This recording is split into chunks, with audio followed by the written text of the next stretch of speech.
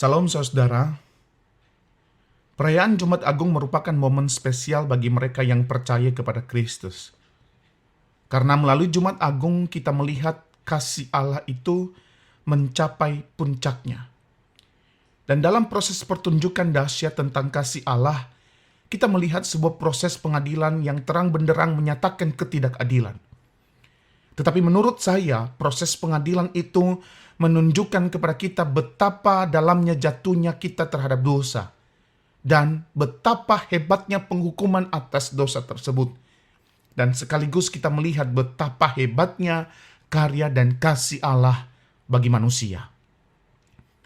Bagaimana kita bisa melihat hal ini? Pertama, ketika kita menyaksikan proses penangkapan Yesus sampai pada keputusan pengadilan bahwa dia harus mati di salib, terlihat jelas bahwa proses itu benar-benar tidak adil.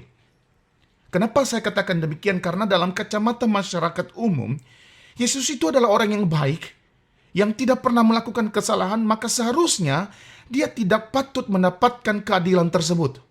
Atau tidak patut mendapatkan pengadilan yang tidak adil tersebut. Tetapi kenapa ini terjadi? Oleh karena tindakan-tindakan Yesus itu menjadi ancaman besar bagi eksistensi para imam, orang Farisi, dan orang Yahudi lainnya. Maka karena keadaan tersebut, diciptakanlah sebuah konspirasi jahat untuk membawa Yesus pada pengadilan yang tujuannya kematian. Maka dari hal ini saja, kita melihat ketidakadilan itu sangat kelihatan. Yang kedua, dalam proses pengadilan imam, Pilatus, dan Herodes, segala tindakan dan pertanyaan itu tidak memberikan indikasi bahwa Yesus itu salah. Bahkan ketika Pilatus ingin mengambil sebuah keputusan besar, dia terlebih dahulu harus mencuci tangan tanda melepaskan diri dari ketidakadilan.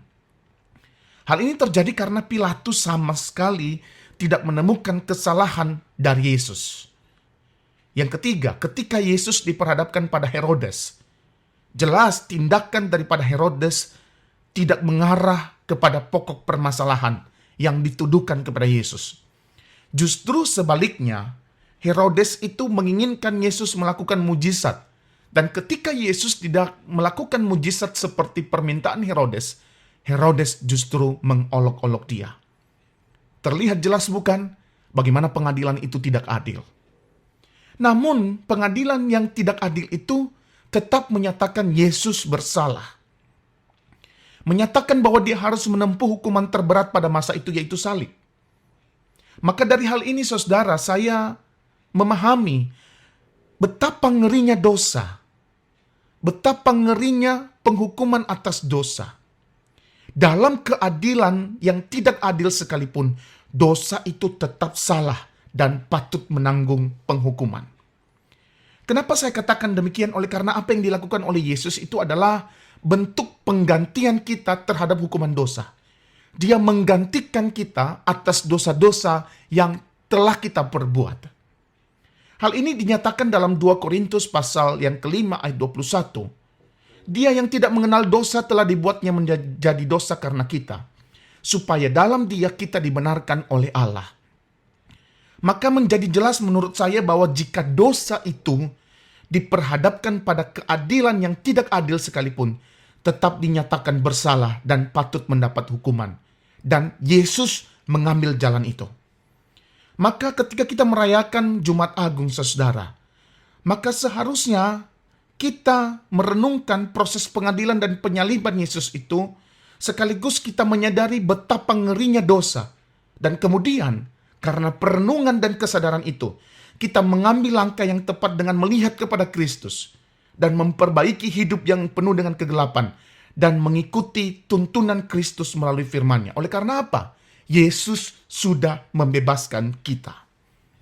Melihat proses pengadilan dan penyaliban Kristus, dalamnya Allah ingin menunjukkan kasih-Nya yang besar dengan membiarkan dirinya sendiri yang menanggung semua penghukuman itu.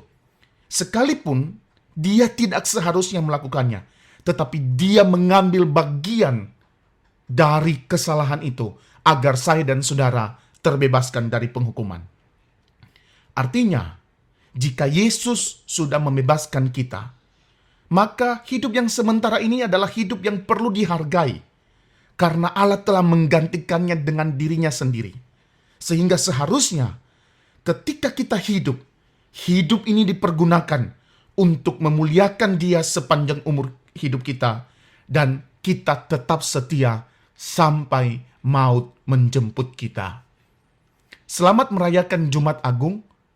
Tuhan memberkati.